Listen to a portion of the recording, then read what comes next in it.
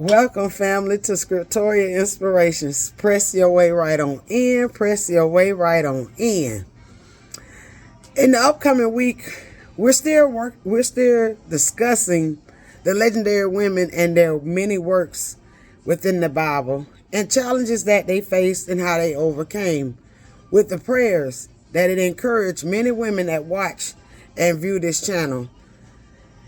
This week, leading up, we're going to talk about how many women was wounded and how the woman that was wounded, how she overcame.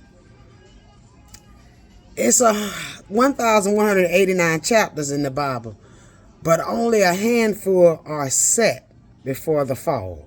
When I say before the fall, the rest of it details God's interaction with change race of people.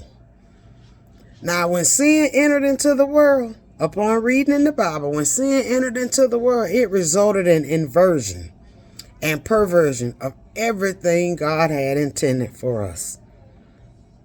When sin entered the world, it created the inversion and perversion of everything God intended for us. Once we come into fellowship with God, and we allow that happens, it becomes broken. That's where the wickedness in humans begin to prey on one another. Whether it be by inflicting intentional pain, or emotional pain. It left a lot of individuals, women especially, hurting in that time. And the Bible is full of the stories. But I'm focusing on the women individuals. Of course, not all victims in the scriptures was treated wrongly by fellow human beings. Some were wounded by tragic loss, as we know, whether it was from a serious illness, a disability, mental. However, they was wounded. There was other circumstances. And some was born into unfortunate and oppressive circumstances. Let's just be honest. When the wounded individuals in scripture I was reading, they shared two common things that I noticed.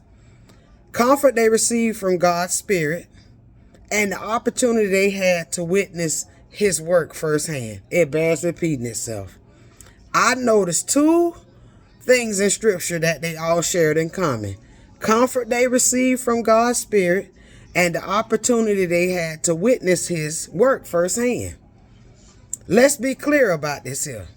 God does not cause people to inflict pain on one another in order to accomplish His will. Let's just be real about this here. Let me repeat that again. God does not allow people to inflict pain on one another to accomplish His work. What He does allow is people to experience consequences of living in a fallen world. He allows individuals to experience consequences living in an unfallen world. Let that resonate with you for just in a fallen world. Let that resonate with you for a second. And He works through and in the lives of hurting people to make Himself known. One may think that God does not always intervene to set things right. Sometimes He works in the lives of wounded people to bring hope, restoration, joy, where none existed before.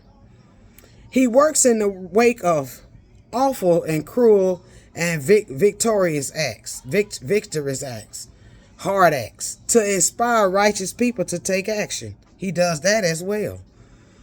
He uses the experience to emphasize the importance of maintaining a trust line with Him.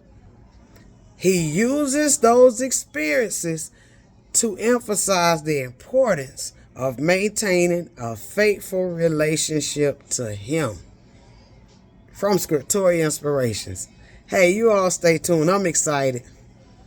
I'm learning a lot about women, and it is such an empowerment.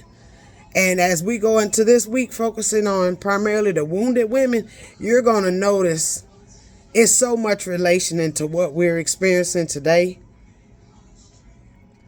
And I can only imagine when you're in some of those situations, you may feel a little hopeless. And you may feel like God allowed it to happen, but remember, he allows it to happen. Not the person to hurt you. He allows the circumstances to happen so that you can be faithful to the relationship to him.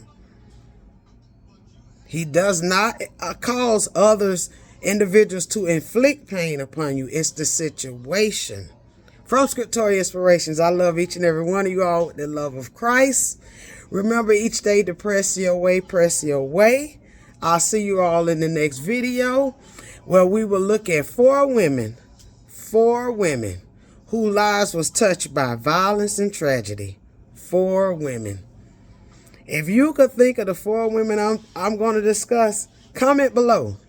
It doesn't matter, but it's several women, but it's 4 of them that I'm going to focus on. If you think you know one of the ones we're going to cover this upcoming week, comment below and let me know.